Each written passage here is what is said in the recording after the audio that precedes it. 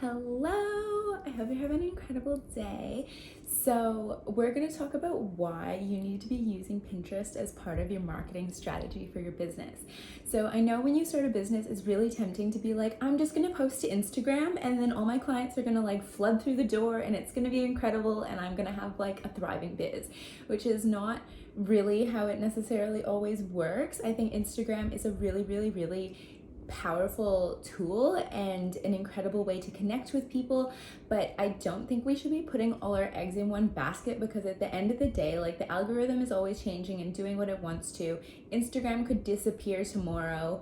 If you don't know where you're taking your clients from Instagram, it can be, I don't want to say it's a waste of time, but you need to be using it in a strategy of you're getting people to follow you on Instagram so you can get them off of Instagram, and somewhere where you can control the narrative a little bit better, whether that's you're getting them on your email list, or you're getting them, if you're a product-based business, you're getting them onto your website, or you need to always know what their next step is. You need to know where you're taking them, because it's really fun to have a big Instagram following, but unless you know how to monetize that following, it's kind of just a pretty number that doesn't really mean a whole lot. And I really want to encourage you to move away from the vanity metrics in the next year, or starting now actually, because a big following, yeah, it sounds good, but unless you know what you're doing with that following, it's just a number. It doesn't mean anything. You need to know where you're taking those people, because it's not enough to just have a bunch of Instagram followers and trust that that's going to convert people into buying from you, because we're in a really noisy marketplace and there's a lot going on Instagram. So I want to encourage you to start examining other ways of connecting with people potentially. So something that I started learning about probably almost 2 years ago now, but I have to confess I haven't been super consistent with it. And even though I wasn't super consistent, it was still working for me in the background because of the power of automation, which is a whole other video on its own. But basically, the way that I set up Pinterest is every time I create a piece of content, I want to be showing it to as many people as possible. And one of the ways that Pinterest is so good for that is if you're creating blog content that serves your ideal audience, or if you have a podcast, or if you create YouTube videos, or if you create you can even pin to your Instagram on Pinterest so people can find your Instagram through Pinterest. So there's it basically Pinterest kind of gets lumped in as social media, but it's not. It's actually a search engine. And if you do anything visual, it is such a great platform to get found on, because people can see instantly what straight away what you do. So when I was growing my wedding photography business, I was just pinning I would blog a wedding, pin all the relevant photos to relevant boards that I thought that my ideal client would be looking for, using accurate keywords. And also I'd be posting informational content, blogging about what's the best time of day to do portraits, or what you need to know before hiring a wedding photographer, and just really serving my ideal client with a lot of content which builds up the know, like, trust factor. So when they finally do go to email me, they have I'm slowly educating on them what it's like to work with me and setting those standards from the beginning. I want people who care just as much as I do about good light and getting great photos, because those are the kind of clients that I want to work with. I don't want to work with a wedding client who is just oh, we just need a photographer, let's just get whoever. I never want to be that, because it's I'm not going to provide the best experience for them, and they're probably going to be difficult to work with, or they don't appreciate what I do, and then I can't do the best job that I want to do. So it's a really great way to educate your customer each step of the way along what it is like to work with you, because most people have never hired a wedding photographer, or whatever it is that you do. Maybe it's if you have a higher ticket offer, you really want to be building that know, like, trust factor from the beginning. And when you're selling over the internet and you're not doing it face to face, you have to find a different way of doing it. And I found that blogging and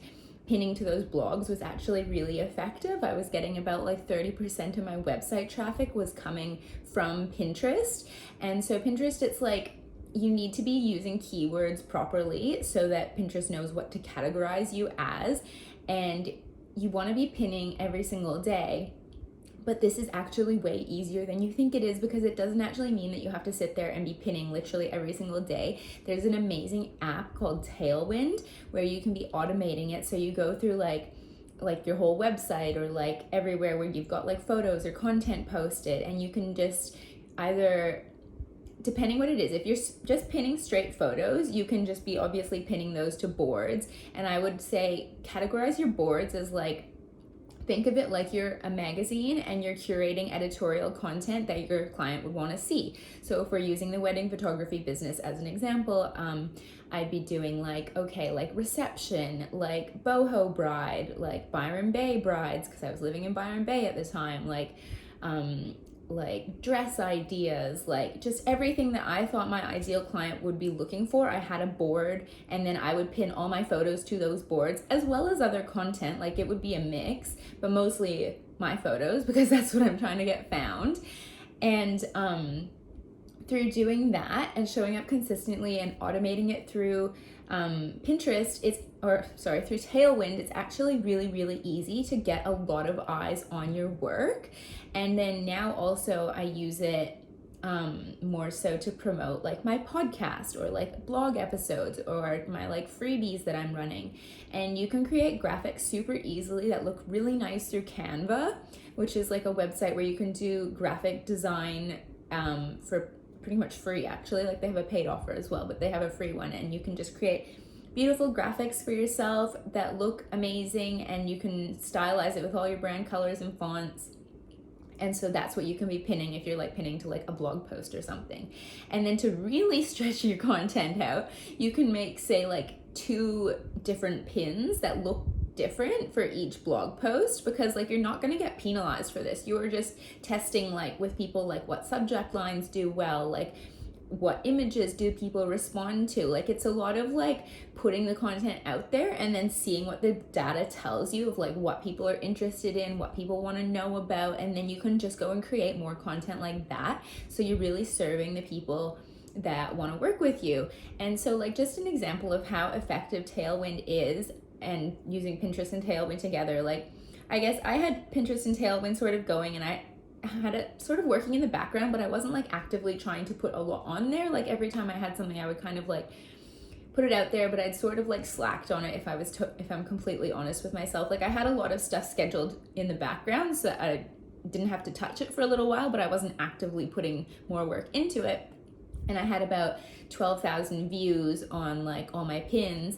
And then in 3 days, since I actively went in and made all new pins for all my blog posts and content and like videos and like everything, it jumped from, in 3 days, 12,000 views to now we're at 28,000 views.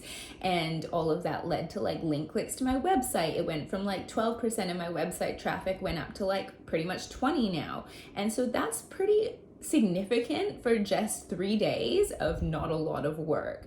And so even if you think you don't have the time to create all those graphics, hire a VA. Like it takes 2 seconds. It's really not that hard.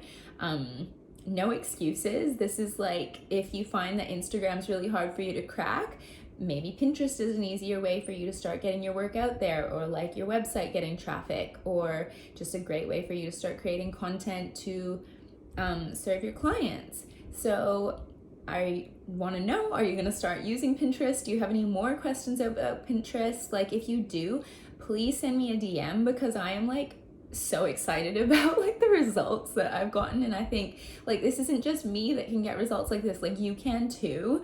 So yeah, if you have any questions, send me a DM, and I will talk to you later.